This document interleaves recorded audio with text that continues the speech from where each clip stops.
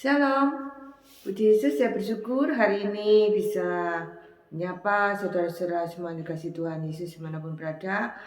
Saya bersyukur kita semua dalam keadaan sehat dan tak kekurangan sesuatu apapun karena kasih karunia Tuhan Yesus dalam hidup kita. Amin. Sebelum saya memulai acara ini, saya akan berdoa terlebih dahulu. Bapa yang baik dalam nama Yesus, Bapa di surga, hamba menyerahkan acara ini dari awal sampai akhir dalam pimpinan Roh Kudus-Mu. Pakailah hamba-Mu sebagai alat-Mu ya Bapa, kami siap mendengarkan pesan-Mu. Terima kasih ya Bapa, haleluya, amin.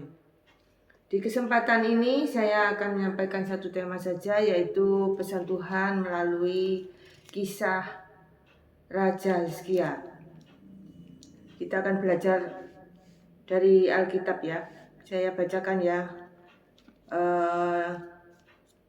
lebih jelas, lebih dalam tentang kitab 2 Raja-Raja. Karena kisah Raja Hizkia ini salah satunya dijelaskan di kitab 2 Raja-Raja ini ya. Selain ada juga di 2 Tawarikh dan di kitab Yesaya, saya jelaskan dari 2 Raja-Raja saja ya. Penulis tidak diketahui, kemungkinan Yeremia kurung, namun diperkirakan bahwa pasal 25 ditulis oleh seorang buangan setelah penawanan oleh bangsa Babel. Waktu penulisan antara 640 dan 550 sebelum Masehi. Kurung dikompilasi dari sumber-sumber terdahulu. Rentang waktu sekitar 293 tahun kurung masa sebelum Nabi Elisa sampai penawanan Yehuda. Judul kitab ini dinamakan demikian karena mencatat sejarah para raja yang memerintah Israel dan Yehuda. Latar belakang 2 Raja-Raja merupakan kelanjutan dari kisah 1 Raja-Raja. Kedua kitab ini merupakan satu kitab dalam kitab suci Yahudi. 2 Raja-Raja melanjutkan kisah para raja yang memerintah pada kerajaan yang terpecah yang membawa pada keruntuhan dan pembuangan, baik atas rakyat Israel maupun Yehuda. Tempat penulisan tidak diketahui, kurung kemungkinan dari Yehuda dan Mesir. Ditujukan kepada bangsa Israel. Isi 2 Raja-Raja menggambarkan kejatuhan sebuah kerajaan yang terpecah. Para nabi terus memperingatkan rakyat tentang penghukuman Allah yang telah dekat. Namun mereka tidak mau bertobat. Kerajaan Israel berulang-ulang dipimpin oleh raja yang lalim, dan walaupun sebagian kecil dari para raja Yehuda baik, namun sebagian besar dari mereka jahat. Para pemimpin yang baik ini termasuk Elisa dan beberapa nabi lainnya tidak dapat menghentikan kemunduran negara. Kerajaan utara Israel pada akhirnya dihancurkan oleh Asyur, kurung pasal 17, dan sekitar 136 tahun kemudian kerajaan selatan Yehuda dihancurkan oleh Babel, kurung pasal 25. Walaupun umat Allah berada dalam tawanan, Allah tetap setia pada perjanjiannya dengan memelihara sisa-sisa dari bangsa itu bagi dirinya sendiri. Nya huruf besar ya.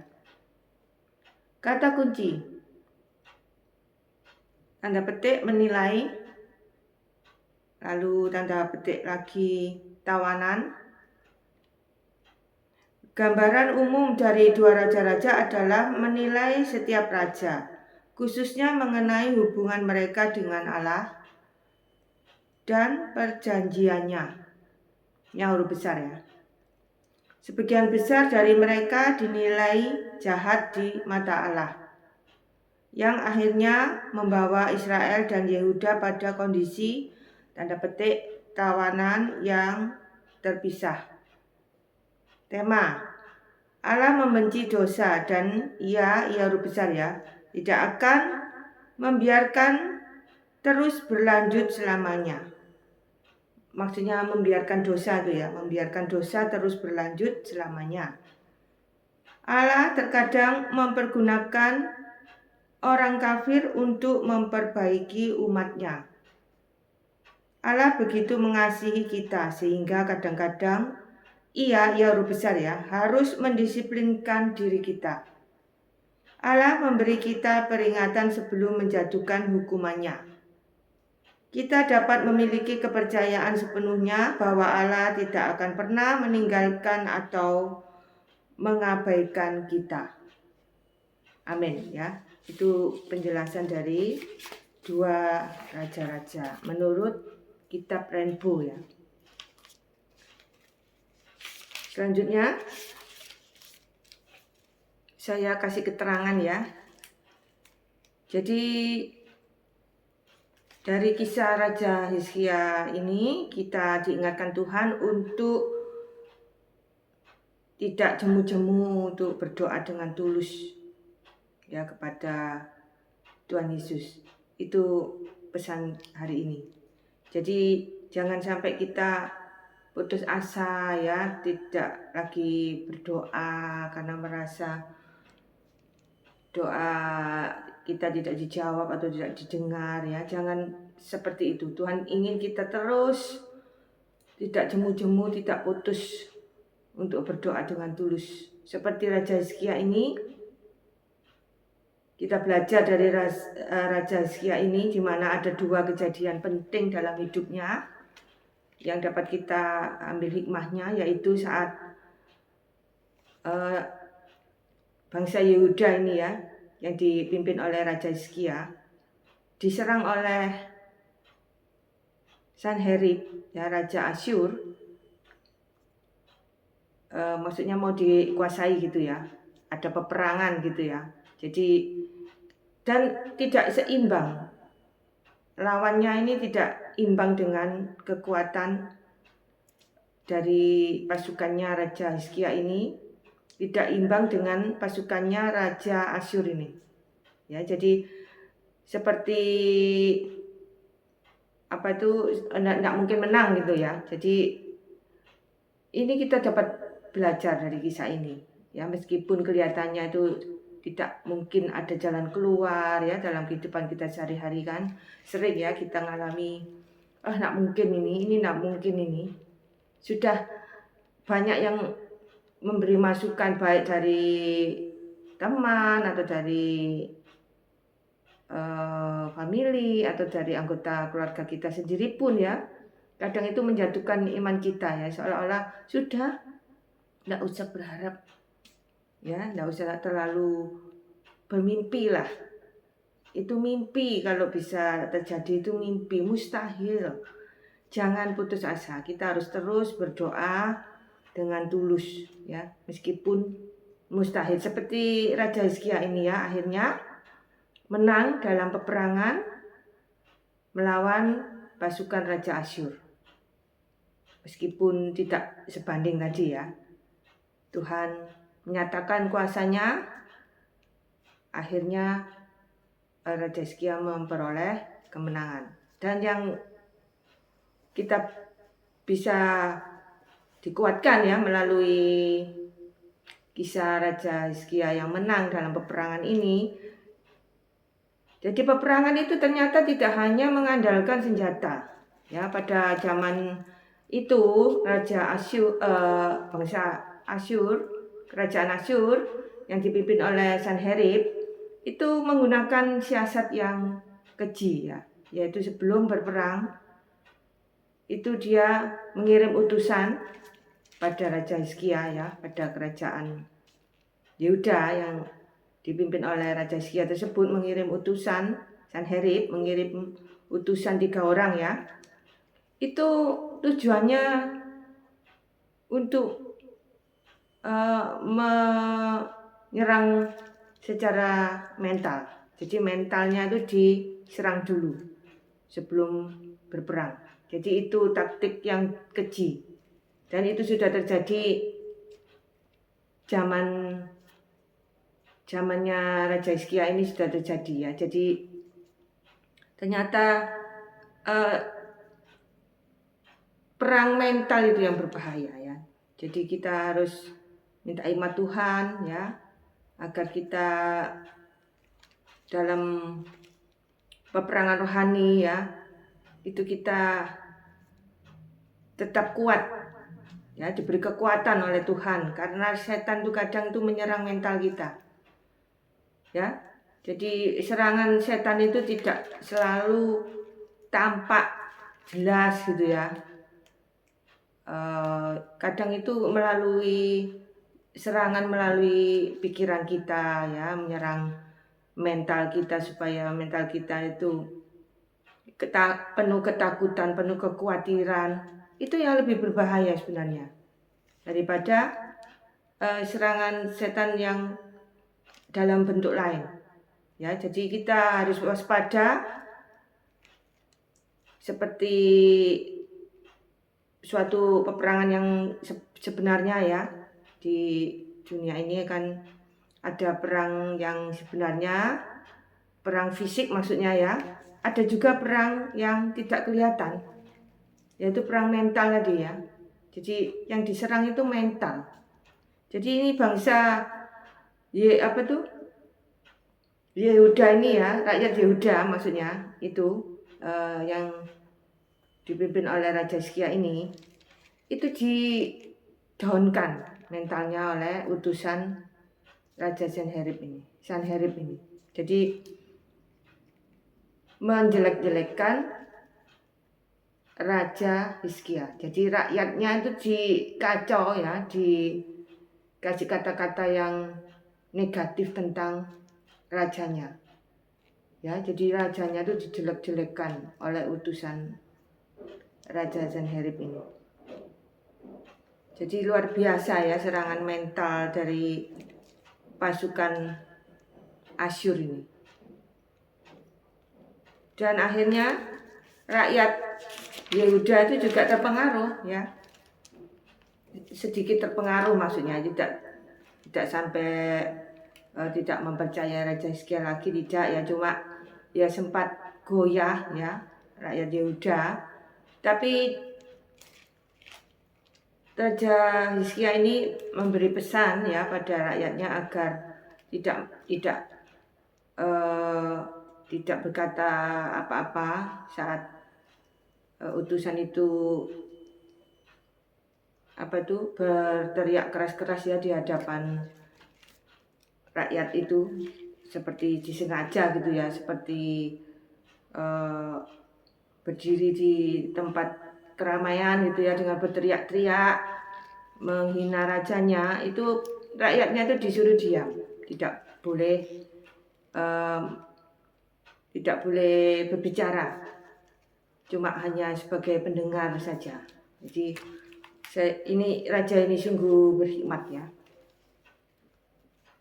Raja Hizkia ini sungguh berhikmat sehingga tidak sampai terjadi kekacauan yang tidak diinginkan. Rakyatnya diam, disuruh berdoa ya oleh Raja Hizkia. Raja Hizkia pun tidak emosi, tidak marah, dikata-katain, diolok-olok ya, dihina. Tuhannya Hizkia yaitu Allah Israel juga dicela ya, diolok-olok juga. Luar biasa ya, ngolok-ngoloknya itu luar biasa loh, bukan ngolok-ngolok yang biasa yang tidak sampai menyinggung perasaan atau kata-katanya itu tidak pedas sekali. Itu kata-katanya luar biasa pedas sekali, ibaratnya kalau Lombok itu level 100 mungkin ya. Jadi ya bersyukur ya Raja Hizkia ini diberi Tuhan hikmat sehingga dia tidak marah, tidak emosi ya, tapi dia masuk ke bait Allah untuk berdoa. Itu langkah yang tepat yang diambil Raja Hizkia. Kita bisa belajar ya dari Raja Hizkia ini. Saat kita mengalami beban berat, terberat sekalipun, yang seolah-olah sudah tidak ada harapan ya. Kalau bahasa Inggris itu namanya hopeless ya. Jadi sungguh-sungguh tidak ada jalan keluar. Itu kita masuk ke kamar kita berdoa sungguh-sungguh dengan tulus ya. Karena iman yang luar biasa ya, itu bisa menggerakkan hati Tuhan.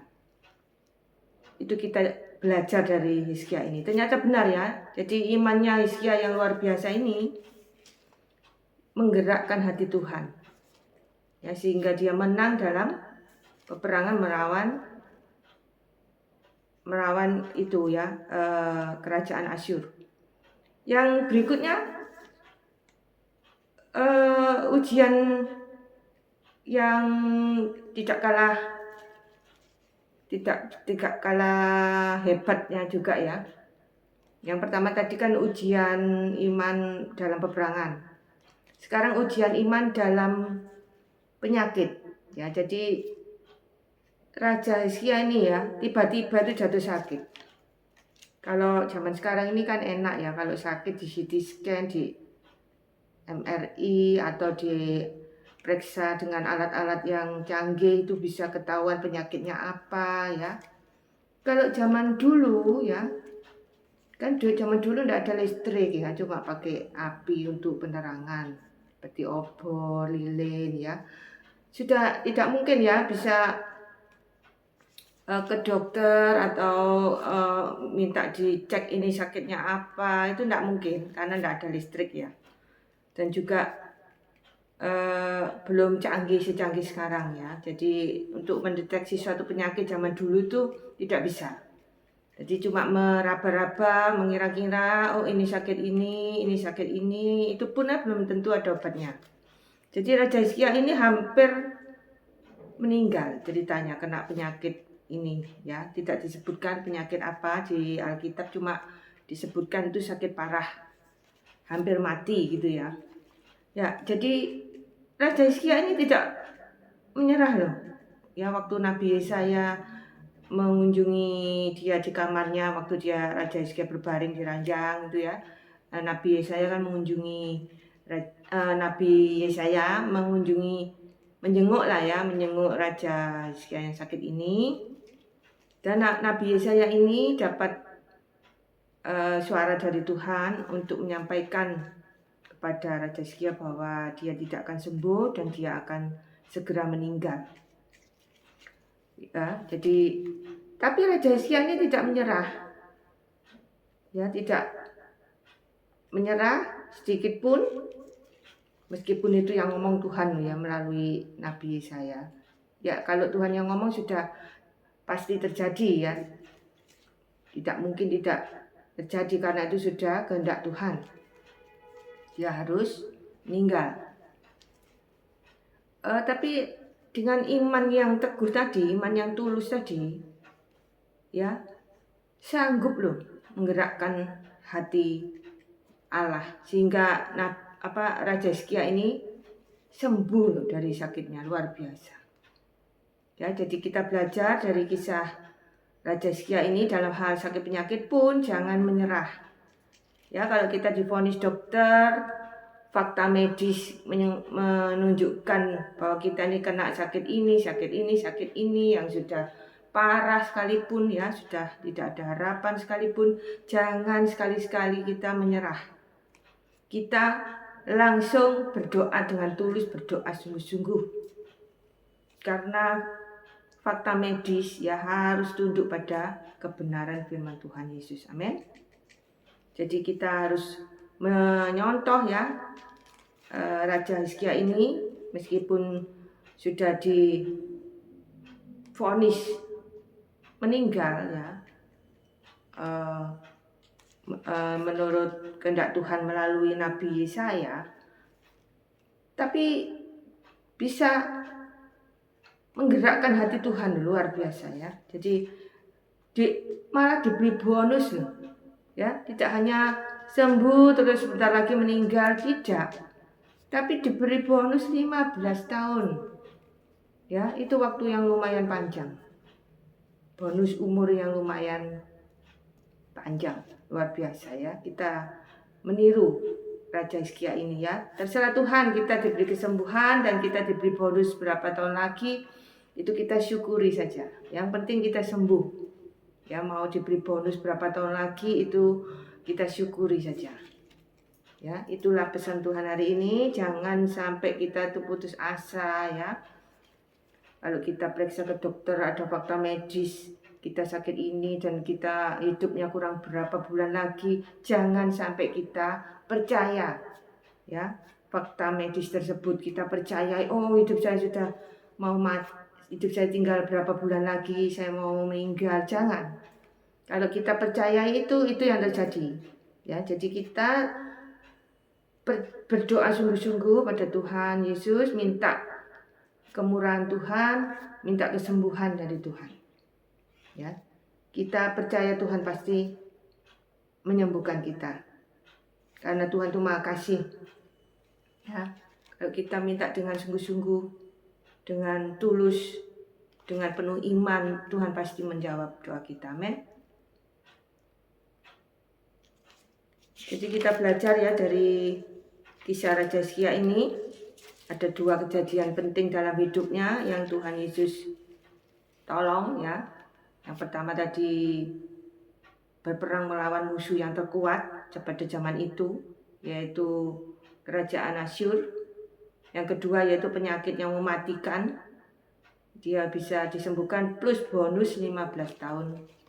Hidupnya diperpanjang 15 tahun. Luar biasa ya. Jadi itulah pesan Tuhan hari ini. Ya, jadi kita tetap harus percaya ya. Apapun yang terjadi jangan kita sampai kehilangan iman. Kita tetap berpaut pada Tuhan Yesus dan melakukan apa yang benar di mata Tuhan Yesus. Berpegang pada semua perintah-perintah Tuhan Yesus. Itu kita pasti akan menggerakkan hati Tuhan, dan apa yang kita minta, apa yang kita doakan ya, apa yang kita mohonkan, itu nanti Tuhan jawab ya, asal itu tadi sesuai dengan kehendak Tuhan, dengan rancangan Tuhan juga. Jadi kalau doanya itu tidak sesuai dengan kehendak Tuhan atau rencana Tuhan, tentu tidak dikabulkan ya. Tapi karena Raja Hizkia ini permintaannya itu sesuai ya dengan kehendak Tuhan atau rancangan Tuhan, sehingga dikabulkan ya. Jadi demikian juga kita, kalau kita berdoa, kita harus berdoa dengan sungguh-sungguh, dengan tulus, dengan penuh iman. Dan doa kita harus sesuai dengan kehendak Tuhan atau rancangan Tuhan. Kita pasti akan ditolong Tuhan tepat waktu dan indah pada waktunya. Ya. Jadi itulah ya pesan Tuhan hari ini. Saya tambahi sedikit ya. Jadi apa makna ya dari kesembuhan Hizkia? Ada beberapa makna ya. Jadi ketika manusia berpikir tidak ada harapan, tidak ada jalan keluar, tidak ada kesembuhan, ya Tuhan masih bisa membuka jalan. Amin. Dan doa yang tulus dan penuh iman ya sanggup menggerakkan hati Tuhan. Jangan menyerah, jangan putus asa. Tetaplah berdoa. Ya, terus berdoa dengan tulus dan penuh iman. Pasti hati Tuhan tergerak. Amin. Ya, jadi hidup kita itu ada di tangan Tuhan ya, bukan di tangan keadaan apapun yang kita alami, bukan di tangan penyakit ya, bukan di tangan yang lain. Tapi hidup kita ini sepenuhnya ada di tangan Tuhan. Jadi kita kalau ada apa-apa ya, kita larinya ke Tuhan. Yaitu dengan cara berdoa dengan tulus dan penuh iman tadi ya. Karena semua ada di tangan Tuhan, jadi kita harus berdoa. Ya, jadi semua berkat itu berasal dari Tuhan ya, tetaplah berdoa. Meskipun kita di berkati luar biasa ya. Kita jangan ada rasa bangga dan sombong. Atau istilah zaman sekarang ini flexing apa-apa itu ya. Jadi kalau kita diberkati Tuhan itu kita harus rendah hati ya, tidak usah pamer-pamer, tidak usah merasa oh ini hasil kekuatanku, hasil keringatku sendiri, bukan hasil dari pertolongan Tuhan, bukan hasil berkat Tuhan. Itu namanya sombong ya. Karena lupa bahwa semua itu dari Tuhan. Dan sombong itu ternyata apa? Setelah ditolong oleh Tuhan ya, itu tidak berterima kasih atas pertolongan Tuhan tersebut, itu namanya sombong. Ya. Jadi jangan sampai kita lupa untuk berterima kasih ya saat kita sudah ditolong Tuhan. Baik itu masalah berat atau ringan, kita tetap berterima kasih pada Tuhan ya. Jadi kembali ke Raja Hizkia tadi ya. Jadi Raja Hizkia ini bukan raja yang sempurna ya, penuh kelemahan dan kekurangan. Tapi dia setia dan taat pada Tuhannya, yaitu Allah Israel. Jadi kisah Raja Hizkia ini ya meninggalkan jejak yang kuat dalam sejarah Yehuda. Luar biasa ya Raja Hizkia ini. Ya itulah ya. Jadi kita diingatkan Tuhan ya untuk selalu hidup takut akan Tuhan. Ya. Sehingga doa kita akan dijawab oleh Tuhan. Selain kita harus hidup benar ya, kita harus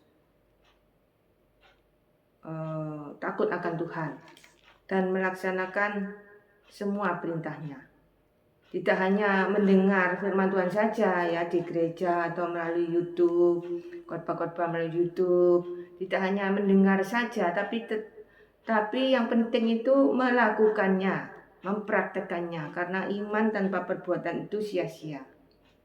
Ya, itu pesan Tuhan hari ini. Jadi berserulah kepada Tuhan Yesus apapun yang terjadi, seberat apapun permasalahan kita, pergumulan kita, berserulah pada Tuhan ya, dengan tulus dan dengan hati yang hancur ya, dengan penuh iman. Itu pasti ya hati Tuhan tergerak. Itu pesan Tuhan hari ini. Saya akhiri ya acara ini sampai di sini. Terima kasih sudah menyaksikan acara ini dari awal sampai akhir. Sampai ketemu di acara saya selanjutnya. Salam, Tuhan Yesus memberkati kita semua.